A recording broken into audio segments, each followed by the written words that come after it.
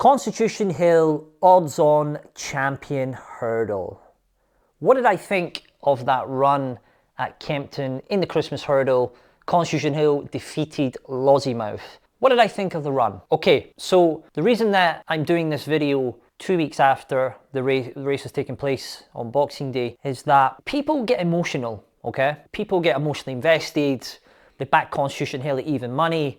They've cracked the code. They're now the messiah of gambling. Honestly, I'm not like that. I always take a step back and then make an informed decision. What I've seen on social media in the last 2 weeks, especially the 48 hours after Constitution Hill won the Christmas hurdle at Kempton, I wasn't surprised. Some of the stuff was, questionable. People clearly emotionally invested, but I want to stick to the facts. I think facts are very important in any aspect of life, okay?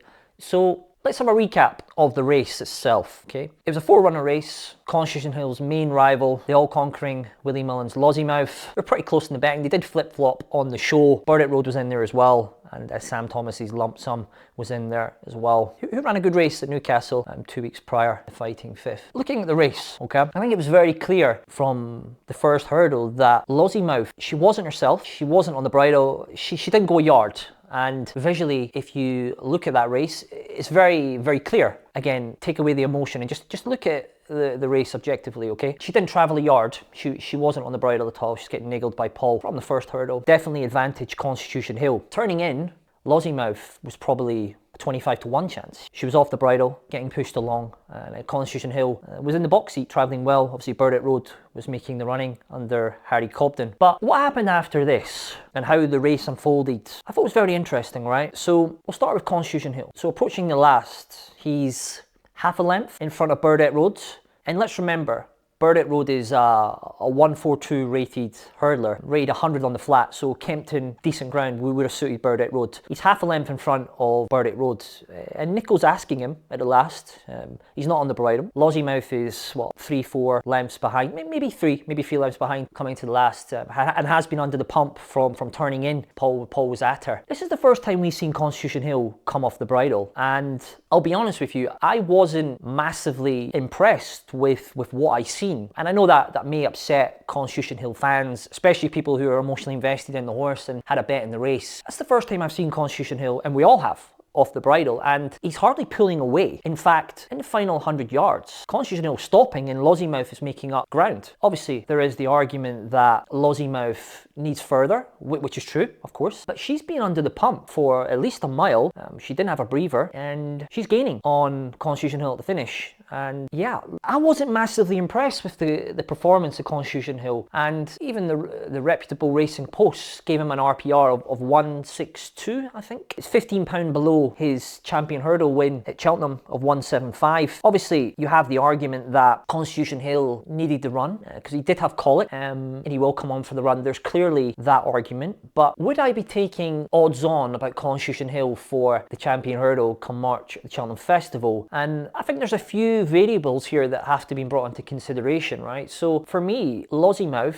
didn't turn up. So Constitution Hill has beaten 3 rivals, 2 handicappers, and he's beaten a mare who didn't go a yard and needs further. And she ran absolutely no race, and she's beaten 2 lengths. And the Willie Mullins yard, they weren't flying at the time, and obviously that's been enhanced after. They have been out of form. They have had winners, but they've not been firing like they normally do. So yeah, Constitution Hill after that race was as low as 1-3, 1-5 in places, which is madness. And these are the sort of horses that bookmakers want recreational punters to get involved in. People that are emotionally invested, people who maybe come on for their fiver at the Grand National, they come around for the Cheltenham Festival. The other variable, of course, is Gordon Elliott's Brighter Days Ahead, who was mightily impressive, beating State Man by 30 lengths. I think it's pretty clear to see now that the win in the Morgiana hurdle was no fluke.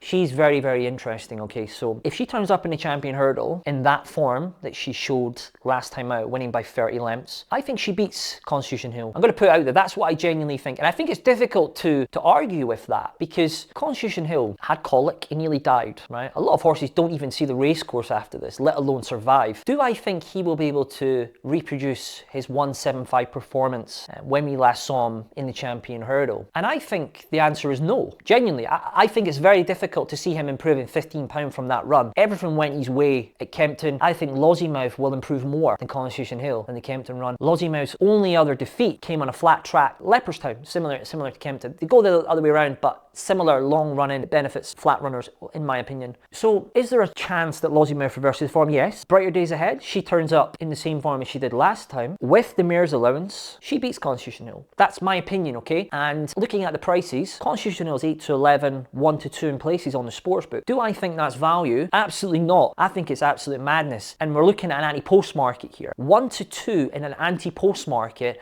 with her trainer, Nicky Henderson, that is renowned for pulling horses, for the bare minimum. Yeah, not for me. Like, this game's about value, okay? Do I think Constitution Hill's value at 1 to 2? Absolutely not. He's currently, what, 2.3 on exchanges right now. Is what, 11 to 8. In an anti-post market, I would take a bit of that. I would lay a bit of that. That's just my opinion, okay? I just want people to be careful, okay? Look at things objectively.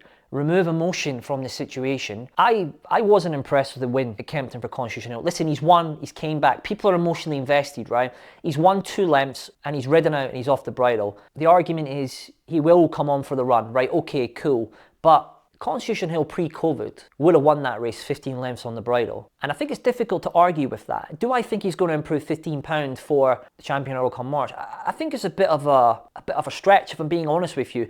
And if Brighter Days Ahead goes for the Champion Hurdle, they should be much more closer in the market. Much more closer in the market. And you've got State Man who's going to run there. He is a 7-year-old now. There has been arguments that he's maybe regressed and he's done his racing. He's had a lot of hard racing. But he turns up on his day. He could be capable. And again, if you're taking Constitution Hill on in an anti-post market, he might not even turn up, so you get paid anyway. But that's my thoughts on Constitution Hill and the run in the Christmas Hurdle at Kempton, and sort of what my thoughts are right now going into the Cheltenham Festival come March. People may agree, people may disagree, but that's racing, isn't it? I'd like to think that my opinion is reputable within the space because I am a winning punter. And 99% of punters lose long term. I'm in the 1%. So I would like to think that my opinion on this is reputable, worth considering. But obviously, if you think Constitution Hill is an absolute good thing and he will improve dramatically for Cheltenham in March, then okay, you back him 8 to 11.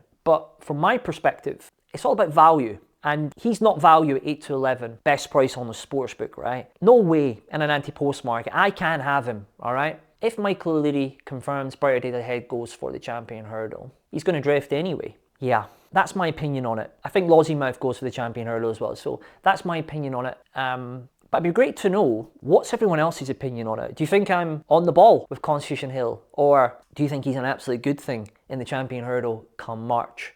Let me know in the comment section. Good luck.